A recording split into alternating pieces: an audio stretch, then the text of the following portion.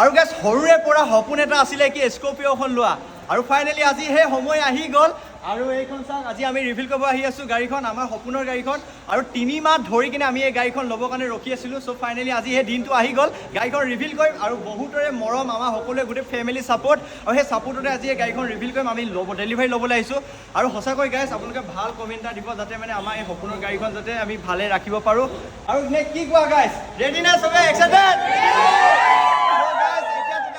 Counting 10, 10, 10, 9, 8, 7, 6, 5, 4. Stop. আমি আগৰবাৰ ৰখিছিলোঁ গম পাইছা আগৰবাৰ ৰখিছিলোঁ কাৰণে অকণমান মানে গেফ ল'বলৈ কাৰণ চিঞৰি দিয়া হয় ন অলপ মাতটো ভাগি যায় চ' সেইকাৰণে আকৌ এতিয়া এটা বাঢ়ি যাওঁ এতিয়া 3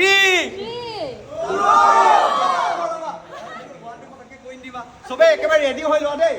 বাকী আপোনালোকে ৰেডি না চবে তো কৈ দিওঁ নেকি চ' গাইজ ৰিভিল হ'ব এতিয়া আমাৰ গাড়ীখন তেতিয়াহ'লে ঠিক আছে ধামাকা আৰু গাইজ প্ৰথমতে চুমা এটা বহুত মৰম লগা গাড়ী এখন আজি ৰিভিল কৰিব আহিছোঁ কাম অন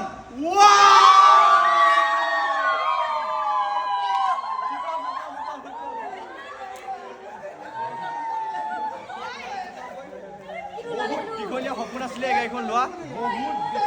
বহুত বেছি ভাল লাগিছে এণ্ড সকলোকে সুধিছোঁ কেনেকুৱা লাগিছে ঐ জান কেনেকুৱা লাগিছে ঐ বোমা কেনেকুৱা লাগিছে ধুনু কেনেকুৱা লাগিছে